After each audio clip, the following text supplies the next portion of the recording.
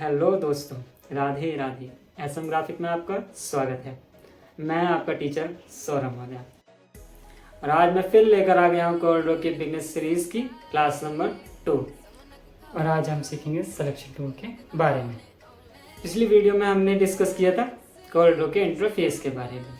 I hope आपने मेरी पूरी वीडियो को देखी होगी और अगर नहीं देखी है तो मैंने डिस्क्रिप्शन में लिंक दे दिया है। और अगर आपने मेरी पूरी वीडियो देखी है तो आपके लिए एक छोटा सा सवाल आपको बताना है कि कोल्ड्रो इनमें से किस तरह का एप्लीकेशन बेस्ड पैकेज है। आपके ऑप्शन है फोटोपेन, बिटमैप, वेक्टर, सेलर। आप सभी इसका आंसर कीजिए कमेंट सेक्शन में और इसका आंसर मैं बताऊंगा वीडियो के एंड में। तो बिना किसी देरी के शुरू करते हैं। वेलकम।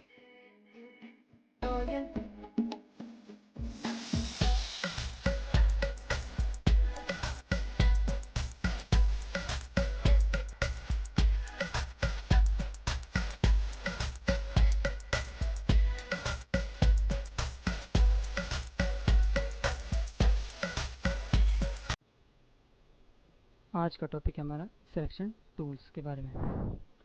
सिलेक्शन टूल्स में हमारे pick tool, free hand pick and free transform tools के बारे में जानेंगे। First, pick tool. तो लेफ्ट साइड आप टूल्स बार देख रहे हैं, तो टूल्स बार में जो सबसे टॉप पे है ये हमारा पिक टूल्स, पिक टूल। अब पिक टूल के बारे में हम जानेंगे।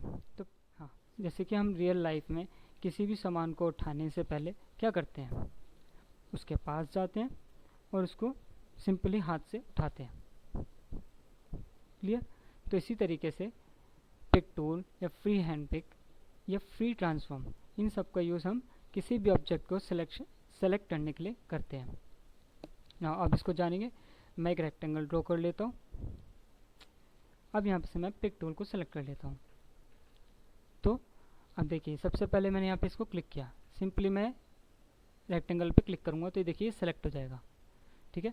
अब मैं सेकेंड इन्हीं डॉट्स की मदद से छोटा बड़ा कर सकते हैं। अभी जो आप डॉट्स देख रहे हैं यहाँ पर, इन्हें बोलते हैं हम हैंडल्स। क्या बोलते हैं? हैंडल्स। तो इसी की मदद से मैं छोटा और इसी को बड़ा कर सकते हैं और इसको हाइट भी इसकी छोटी कर सकते हैं और विड्थ भी इसकी छोटी कर सकते हैं। ठीक है, इन्हीं हैंडल्स की मदद से।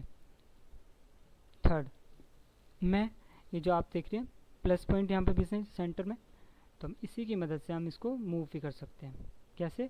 अब जैसे कि मैंने इसको क्लिक करके और प्रेस किया हुआ है और मैं ड्रैग कर रहा हूँ, तो ये जो ब्लू पोर्शन है, जितना ब्लू रेक्टेंगल शेप में जो आ रही है हमारी, जहाँ भी आप इसको छोड़ोगे वहाँ पर ये मूव हो जाएगा। जैसे मैंने कि यहाँ पे इसको लेफ़्ट साइड छोड़ दिया और सेम राइट साइड, सिंपल।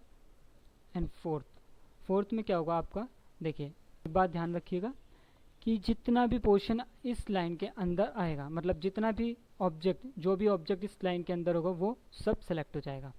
ठीक है, जैसे कि मैंने ये ड्रॉ की और देखिए इसके अंदर सेलेक्ट हो गया।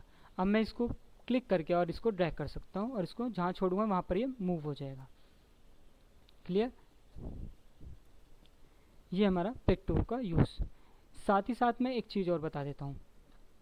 अब मैं जैसे कि यहाँ पर मैंने एक रेक्टेंगल पे क्लिक किया, तो अभी आप देख रहे हैं यहाँ पर डॉट्स पे हैंडल्स आ रहे हैं। ठीक है, हैंडल्स। अब मैं 1 टाइम्स और क्लिक करूँगा तो देखिए यहाँ पर ये किस में चेंज हो गया, एरो में चेंज हो गया। तो यहाँ पर मैं इसको क्या कर सकता हूँ, रोटेट कर सकता हूँ। रोटेट ऑप्शन में चेंज हो गया ये। अब मैं इसको देखिए यहाँ कॉर्नर एरो से मैं इसको पकड़कर इसको मूव कर रहा हूँ, देखिए ये रोटेट हो रहा है ना। इसी तरीके से आप इसको स्क्वीज कर सकते हैं इनकी मदद से, सिंपल। मैं इसको कंट्रोल Z कर देता हूँ, ये छोड़िए, मैं एक रेक्टेंगल न्यू ड्रॉ कर लेता हूँ इस तरीके से। ठीक है, ये होता हमारा पिक टूल का यूज़। अब हम जानेंगे फ्री हैंड पिक के बारे में। फ्री हैंड पिक, तो फ्री हैंड पिक्स का बेसिकली जब यूज़ होता है जब हमारे पास बहुत सारे ऑब्जेक्ट्स हों। जैसे कि मैं यहाँ पर बहुत सारे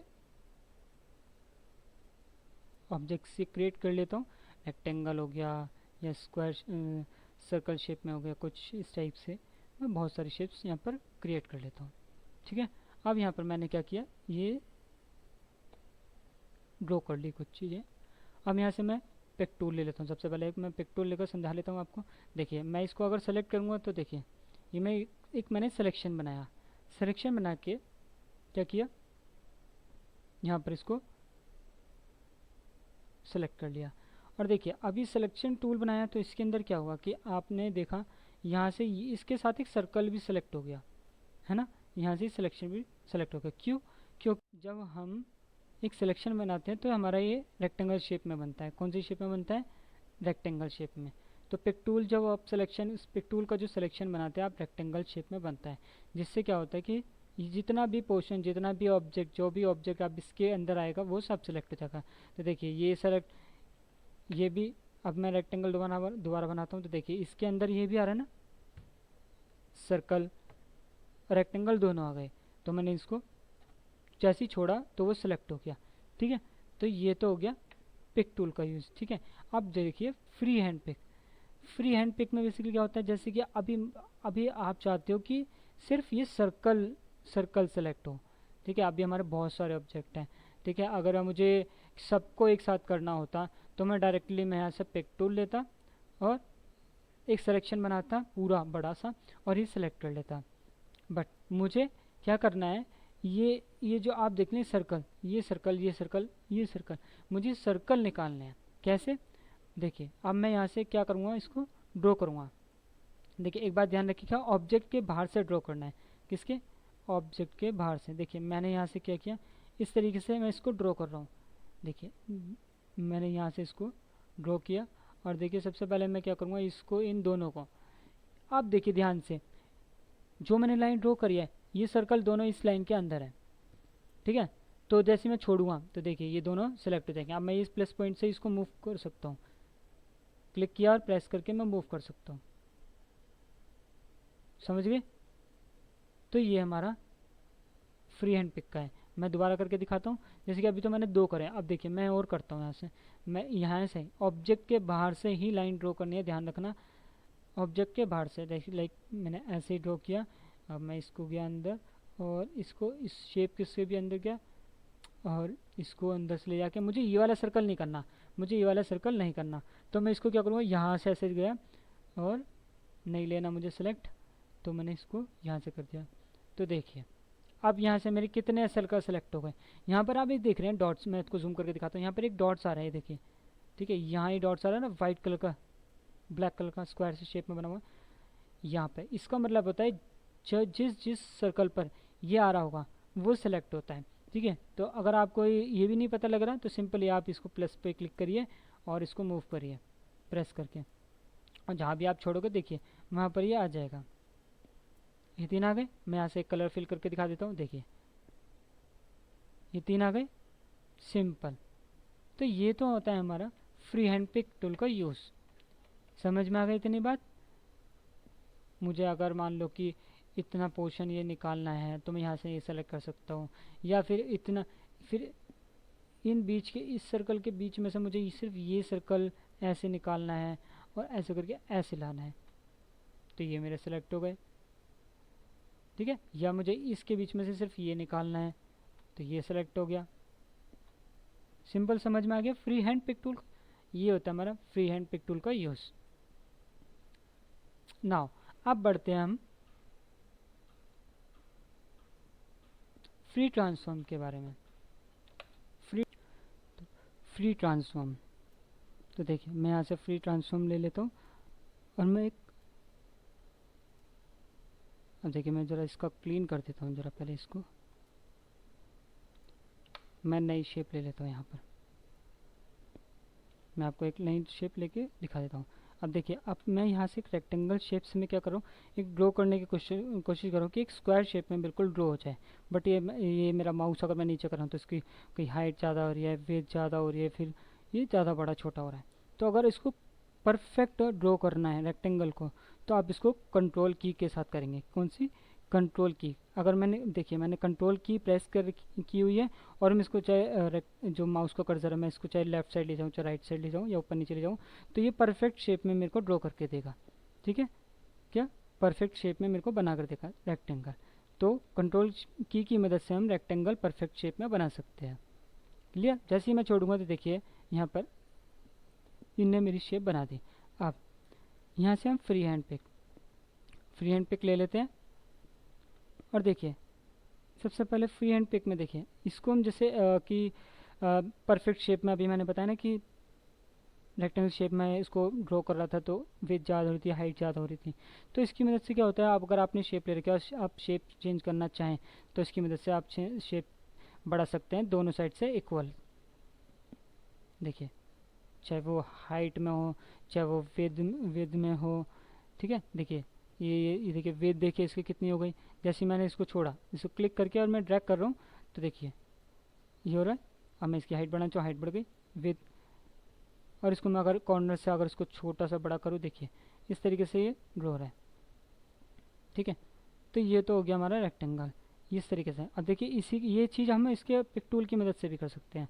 यहाँ से अगर मैं पिक टूल लेता हूँ और देखिए मैं यहाँ पर इसके रेक्टेंगल शेप में क्या करना है, अगर मैं इसको अगर मेरे को इसकी हाइट विद बढ़ानी है तो विद बढ़ाने के लिए मुझे क्या करना पड़ेगा, मेरे को ये जो हैंडल है चूज़ करना पड़ेगा, चूज़ करके इसको बढ़ाना पड़ेगा। तो मैंने इस तरीके से बढ़ाया तो इस तरीके से हो गया, ठीक है। तो ये तो हमारा इस तरीके से फ्री हैंड पिक तो हम ये पिक टूल की मदद से कर सकते हैं। लेकिन अगर हमें कोई फ्री ट्रांसफॉर्म की मदद से करना है तो हम फ्री ट्रांसफॉर्म की मदद से हम दोनों साइड से इक्वल कर सकते हैं। अगर हमें दोनों साइड इक्वल रखनी है सेम दोनों एक साथ, तो इस तरीके से हम इस टूल्स का यूज़ कर सकते हैं। क्लियर? अब यहाँ पर देखिए मैंने बताया था ना प्रॉपर्टी बार, तो प्रॉपर्टी बार में यहाँ पर कुछ ऑप्शंस दिए गए हैं। क्या? फ्री है, पहला है फ्री रोटेशन। फ्री रोटेशन पर जैसे हम क्लिक करेंगे, यहाँ पर जैसे मैंने क्लिक कर लिया तो देखिए यहाँ पर क्या होगा, अब मैं जैसे इसको जैसे मैं इस पर क्लिक करूँगा और इसको क्लिक करके मैं ड्रैग करता हूँ, मतलब मूव करता हूँ, तो देखिए ये ब्लू पॉइंट क्या दिखा रहा है, रोटेशन यानी कि रोटेट हो रहा है।